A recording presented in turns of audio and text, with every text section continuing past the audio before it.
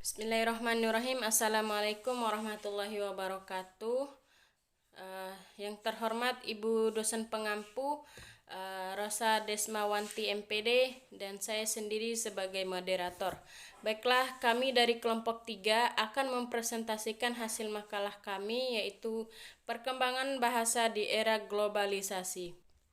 Bahasa Indonesia adalah bahasa nasional yang merupakan bahasa asli kita sebagai warga negara Indonesia dan sudah menjadi tanggung jawab kita sebagai warga negara Indonesia yang baik untuk melestarikannya. Bahasa Indonesia juga bukan hanya sebagai alat komunikasi, tetapi juga sebagai pemersatu bangsa Indonesia. Adapun perkembangan bahasa Indonesia di era globalisasi yang ditandai dengan arus komunikasi yang begitu cepat, menuntut para pengambil kebijakan di bidang bahasa bekerja keras untuk menyempurnakan dan meningkatkan semua sektor yang berhubungan dengan masalah pembinaan bahasa. Eksistensi bahasa Indonesia sebagai bahasa nasional dalam pergaulan pada era globalisasi perlu diperhatikan oleh masyarakat Indonesia. Keberadaan Indonesia, terutama anak muda, orang dari kalangan bisnis dan pejabat yang menggunakan bahasa selain Indonesia seperti bahasa gaul dan bahasa asing. Tentu ini merupakan kenyataan yang ironis, karena orang Indonesia justru lebih bangga apabila mereka menguasai bahasa asing daripada bahasa mereka sendiri. Mereka menganggap bahwa bahasa asing lebih tinggi derajatnya ketimbang bahasa nasional mereka sendiri, yaitu bahasa Indonesia. Bahkan mereka seolah acuh tak acuh dengan perkembangan bahasa Indonesia. Ada beberapa fenomena negatif yang masih terjadi di tengah-tengah masyarakat Indonesia, yaitu yang pertama, banyak orang Indonesia memperlihatkan dengan bangga kemahirannya menggunakan bahasa Inggris, walaupun mereka tidak menguasai bahasa Indonesia dengan baik. Yang kedua, banyak orang Indonesia merasa malu apabila mereka tidak menguasai bahasa asing, tetapi tidak pernah merasa malu dan kurang apabila tidak menguasai bahasa Indonesia sendiri.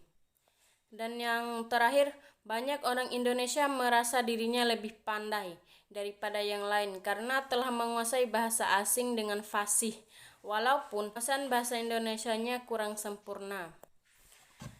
Kemudian poin B, yaitu bahasa Indonesia di era masyarakat. Di era globalisasi ini, penggunaan bahasa Indonesia populer semakin meraja dan terus muncul kosakata-kosakata baru yang membuat eksistensi bahasa Indonesia kita menurun. Tentu saja, media, televisi, koran, radio, internet, dan merek dagang impor adalah faktor pendorong utama yang ikut mencederai kebahasaan kita. Pengaruh globalisasi membuat bahasa Indonesia populer dengan cepat menyebar dan memengaruhi kehidupan berbahasa masyarakat kita. Fenomena ini sangat terlihat pada penggunaan bahasa oleh remaja saat ini. Merek dagang asing juga dengan seenaknya masuk dengan bahasa aslinya tanpa melakukan penyesuaian dengan bahasa nasional. Kebahasaan kita menjadi seperti pasar, di mana semua bahasa bercampur baur. Dengan kata lain, keberadaan bahasa Indonesia semakin terkalahkan dengan munculnya bahasa Indonesia People atau bahasa gaul. Poin C, yaitu eksistensi bahasa Indonesia di era globalisasi. Pada era globalisasi sekarang ini, jati diri bahasa Indonesia perlu dibina dan dimasyarakatkan oleh setiap warga negara Indonesia. Hal ini diperlukan agar bahasa Indonesia tidak terbawa arus oleh pengaruh budaya asing yang tidak sesuai dengan bahasa dan budaya bangsa Indonesia.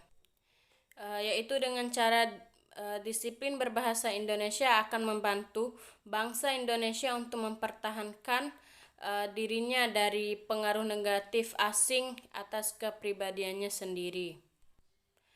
Peningkatan fungsi peningkatan fungsi bahasa Indonesia sebagai sarana keilmuan perlu terus dilakukan sejalan dengan perkembangan ilmu pengetahuan dan teknologi.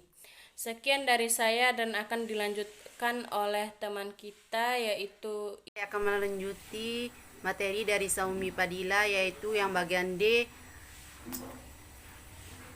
dampak positif dan negatif globalisasi terhadap bangsa Indonesia dalam era globalisasi. Dampak positif globalisasi terhadap bangsa Indonesia yang pertama yaitu bahasa Indonesia mulai dikenal oleh dunia internasional.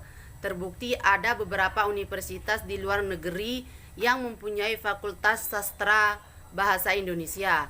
Yang kedua, meningkatnya pengetahuan masyarakat internasional tentang bahasa Indonesia.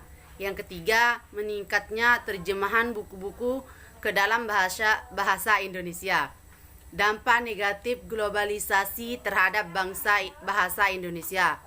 Yang pertama, masyarakat Indonesia tidak menggunakan bahasa Indonesia yang baik dan benar, atau lebih sering menggunakan bahasa Indonesia populer. Banyak masyarakat yang lebih bangga dan membanggakan menggunakan bahasa negeri orang lain, atau malah mencampur-campur bahasa Indonesia dengan bahasa asing. Yang kedua, berkurangnya minat generasi muda untuk mempelajari bahasa Indonesia. Generasi muda cenderung untuk lebih menyukai sesuatu yang modern atau maju.